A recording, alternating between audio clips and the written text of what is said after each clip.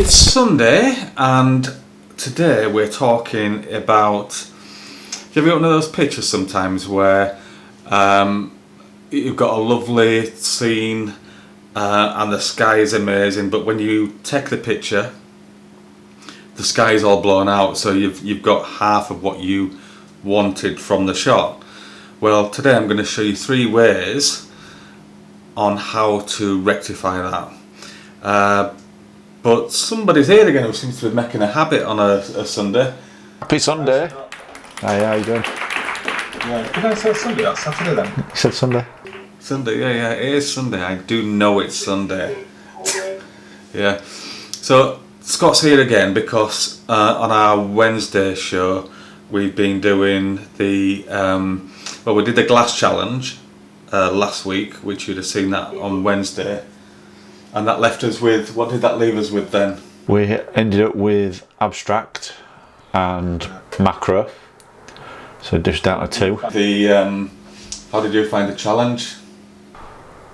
The last one was good. Bit of a panic at one point, trying to think of something to do, but I think it turned out alright in the end. So if you've not seen it, go back and watch it, and then I'll stick the link on here as well, so just click on the link if you need to. So there was abstract and macro. And how did you get on with your Instagram poll? So on Instagram, the results of the poll were 25% for abstract, which leaves 75% for macro. So quite a big difference, but I don't know. What about the poll that you put up across Facebook? Oh yes, we both did one each. Scott did one on Insta, me on Facebook, and weirdly enough, 25% abstract, 75% macro. So it's a landslide. So it looks like we're doing macro then. So do we add those together? So is that 150% macro? Is that how it works? Is that how maths works? But yeah, so it looks like we're doing maths. Wholesalers then. Definitely, yeah. Yeah, get some crisps, some pop. But yeah, so that's interesting because it's Sunday. We're going to be showing you our pictures on Wednesday. Yeah. So we're going to have to get cracking. That gives us 3 days to take pictures of small things or take close-up pictures of bigger things. Make of that what you will. Yeah, I don't know what to say now. Have you got any ideas? Again, it's just like the basic ones, and I'm not going to fool around like I did last week when I was doing the. What you just spent most of your time playing with dog, didn't you? Yeah, and I was actually. I don't know if you noticed what coin that was, but that's a £5 coin. Is it real or is it chocolate? Hey? Is it real or is it chocolate? Yeah, it's a real one. Yeah, it's a real one. It's a real one. Don't forget Wednesday 8 o'clock. We're doing the Scott and James show where we will show you what we've been up to. So I will catch up with you later on then. Yeah, speak to you on Wednesday. Hopefully we won't take pictures of the same thing. We didn't last time. Hopefully we won't this time, but we'll see. So enjoy the rest of your Sunday. I'll see you all soon. Will do. Cheers. Bye.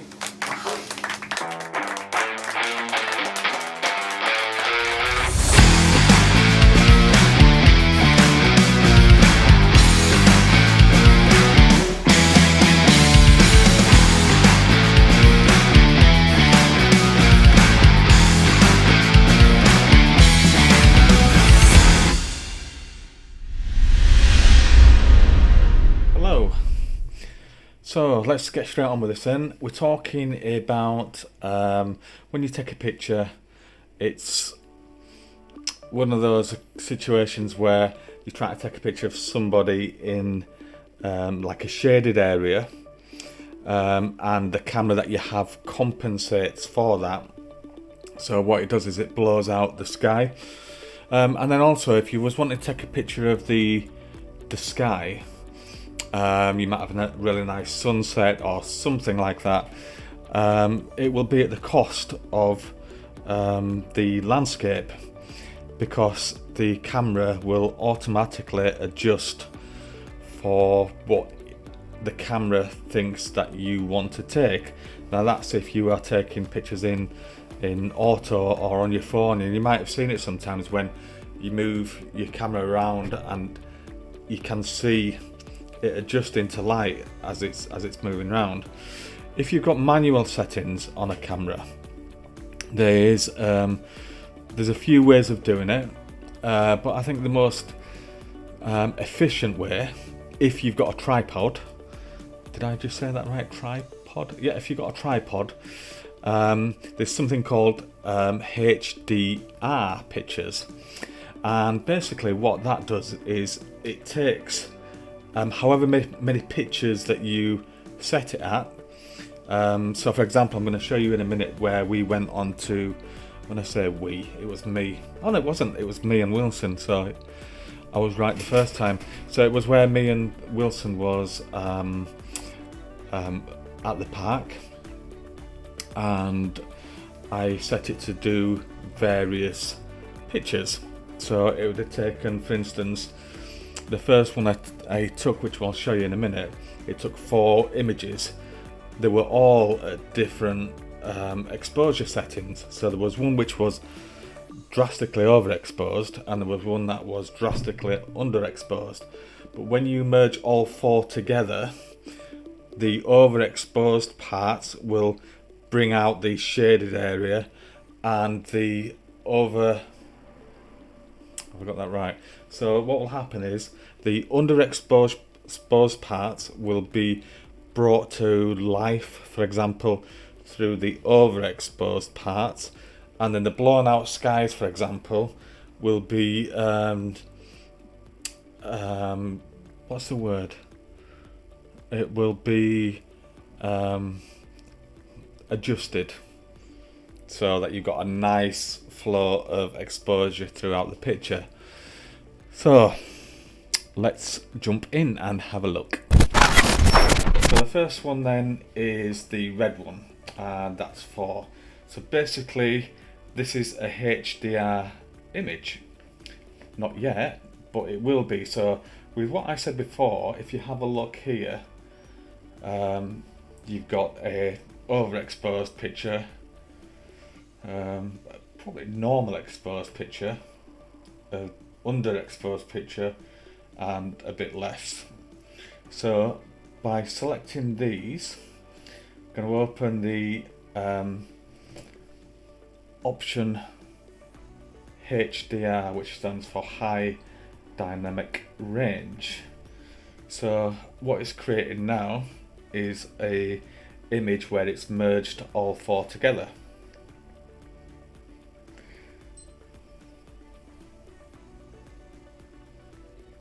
Okay, so this is what we've ended up with. It's a bit difficult really, because as I mentioned before, that the sky wasn't really blown out, to be honest with you. It was quite mediocre, so it was really difficult to show you an example of this on the picture I've just taken. Right, so this is what we ended up with. So this is the first image, second, third, fourth, and when it merges them all together, this is what we've ended up with. So it's a nice balance between everything. So you can see the sky, you can see in the shadows to a certain degree, and I guess the nearest one to this is the normal exposed ones. But what you can see there is that the sky is a little bit blown out, but then if you have a look on the merged one, it's a nice balanced image. So I moved a bit further on in the park, and so let's have a look at these ones. So this was just on the table, so that's not a bad one. You can see detail in the sky, but there's these dark parts to this. Obviously that's all dark. Okay, so these are the 5 that we're dealing with. So let's go back into HDR and see what this one comes up with. Okay, so let's go through these. And so this was the first one that the camera had taken. Second, third, fourth, fifth. So you can see what it's done. It's taken them at various exposures. So as you can see, it's brought a bit more of the colour out of the leaves. So from the first one there, you can see that it's a bit dark, but it's maintained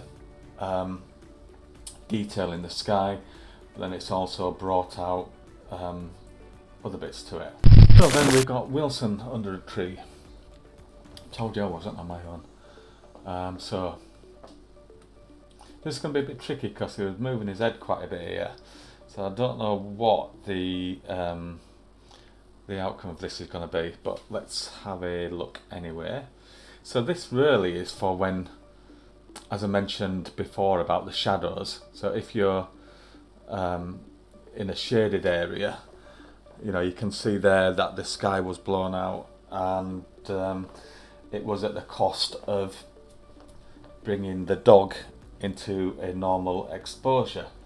So let's see. This picture is probably more useful than the other ones, just to really show you know what's happened. So in this one, which is one that I would normally take as a normal exposed picture to bring the dog out, is at the cost of the background sky. But let's have a look at what we've ended up with. So that is quite good. You can see that it's brought the sky out a bit more. There's more colour detail in the background, and whilst possibly I might need to bring the dog out a little bit, as a whole I think that is a good example of what the HDR does. Okay, so there was another part where the park, which is probably gonna be I was quite lucky actually with the contrast of the light. I was actually in almost like a sheltered area or a bandstand in the park, but I was able to get more of the sky on this one, and I think this one will be the best example. Okay, so this is probably going to be the best example of what I was trying to explain with the blown out sky. So I've already merged the final picture, so these are the ones that was taken beforehand in order to get to where I need it. So we've got an underexposed picture, a little bit better, you can see some good detail in the sky. Quite a lot overexposed, that one. It's bringing out some information in the park, way too blown out, and then a kind of a bit of a funny one. But anyway, all those pictures there result in this, and I think it's quite a good example. There might be some touches you might want to do in this to bring out the vibrancy of colours, but ultimately what you've got here is you've got the sky detail, and you've got the you know, all the detail in the park, so there's really nothing missed on this picture. So that really is HDR, and that is something which, you know, is a good tool on your camera to enable you to get all the detail in the image rather than risking having things blown out. You can't use artificial light on this because, you know, especially this picture, it is covering such a big space. The one under the tree with Wilson, yes, you probably could do that, but these examples are showing you how to find this light if you haven't got you know, a flash or any other lighting gear with you. So the next option is playing about with a picture that you... So the next option is playing about with a picture that you've taken, and you find out then when you've looked at it that it is a little bit blown out. So if you don't have the option to do HD, what other options do you have? So the first one I'm going to show you is highlights against shadows. So let's have a look. Okay, so we've got here a picture of Catherine and David from their pre-wedding shoot, and as you can see from this one, there's some brightness at the back, but because they was walking under trees, there's a lot of shadows going on, and you know, some of the shadows are acceptable, but you might want to bring out some detail. If you've been able to do that via HDR or you know, other means at the actual place, you would then need to do it in post-production. And you know, one of the things that you could do is you could increase or decrease the shadows by moving the slider up. So you can see here, if you have it right down at the bottom, it brings out more shadows, and if you take it to the top, it brings out less. One of the issues that you can have with that is, you know, if you take out all the shadows, you could find that you lose some detail, especially if your highlights are maybe up here. But by then bringing your highlights down,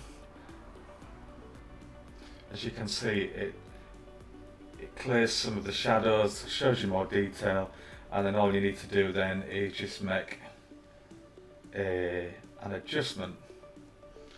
But if I didn't play about with these and just left the adjustment,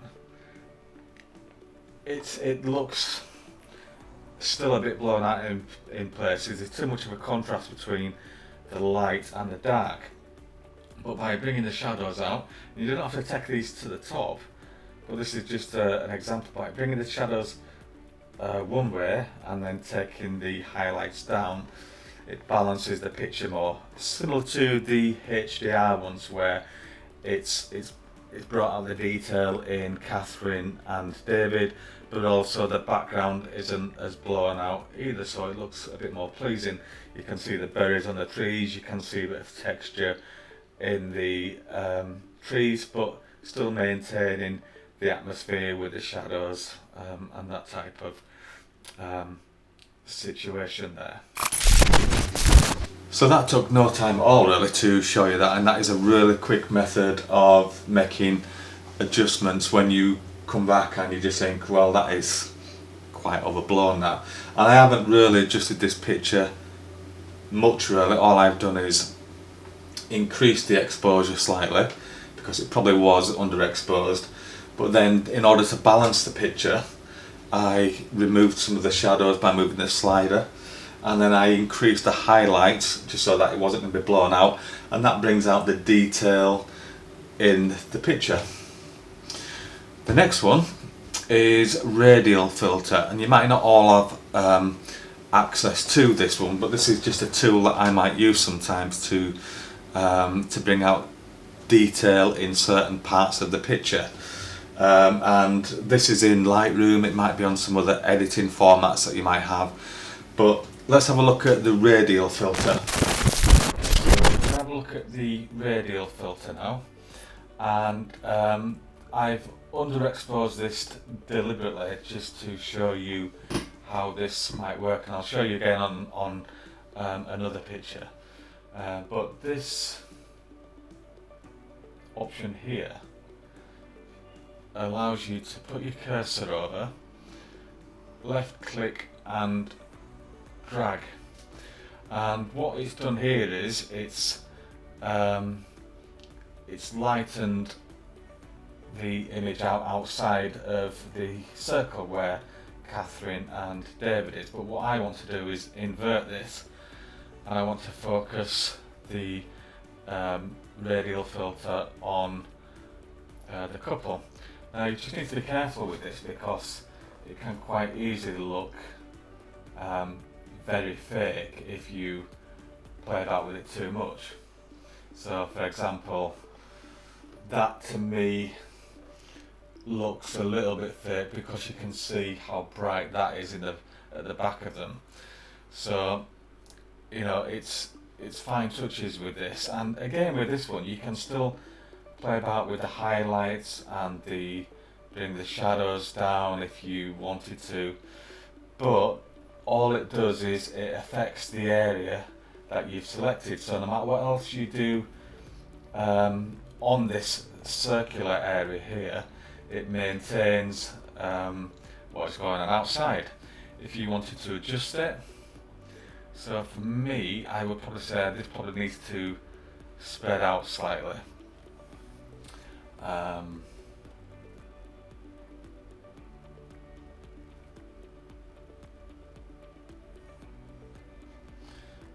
maybe just a bit there.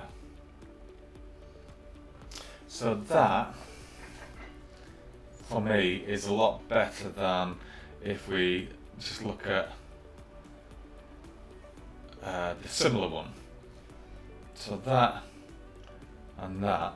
So if I copy what I've done on the previous picture, it instantly brings out a couple. This is another one that we've got. Amanda and Liam. And this is actually the park where I was doing the HDR pictures before. So just to give you an idea, and I'm probably going to go to the extreme with this one just to show you what is actually possible. So let's pick Amanda and Liam first of all, and there's quite a lot of different contrasts in this picture. It's quite blown out the back, there's some shadows, and the main focus we want is Amanda and Liam. So if we just invert the radial filter like we did at the last one, just bring out some highlights of them both, and then just bring out a bit of detail in the clothes. There's not a lot I need to do there, but then what else is there? So supposing that I want to bring out more colour in the leaves, so I can just duplicate this. I can spread it as far as I want to, and then it's probably a little bit blown out over here, so let me just do this, and then I can bring the exposure down on this, and then what else can we do? Maybe bring out this a little bit more. Let's bring out the leaves there, and possibly a little bit there as well. And if you want to make any adjustments, you can just go back onto the one with Amanda and Liam, and I could bring that up slightly. So that's quite flexible, that. So that is the before, and that's the after. So it's quite a big difference between the two. Is that one. So before and after. So there you have it. I don't know if I've given any secrets away there, or if it's something you already knew, but there's a lot of methods you can use to enhance the photographs that you take. I know that there's a lot of presets on phones, which when you go through Instagram, it gives you different effects and these manual controls on your phones to a degree, so you could play about with those in order to get the best settings. So what we've looked at today is the HDR, the high dynamic range, which puts various exposed images together to get a nice balance. We've looked at post-production, where you might want to adjust the shadows and adjust the highlights just to balance the two up with a few tweaks of something else. And then finally, if you've got access to it, we've looked at the radial filter, which allows you to make isolated adjustments to certain parts of the picture. So if there's something that you felt afterwards that you would have liked to have brought out that bit slightly but not the whole picture, the radial filter is a good option. So I'm done. Thank you for bearing with me on that one. If you've got any comments, please leave them. If you've got any likes left to give, please give them. If you want to subscribe and you haven't done, have a look on the YouTube channel, because this might be on various formats. Please go onto the YouTube channel and pop in a subscription. But until I see you next time, which will be on Wednesday, don't forget, we're doing the macro, me and Scott. But I will see you on my own Sunday. Bye bye.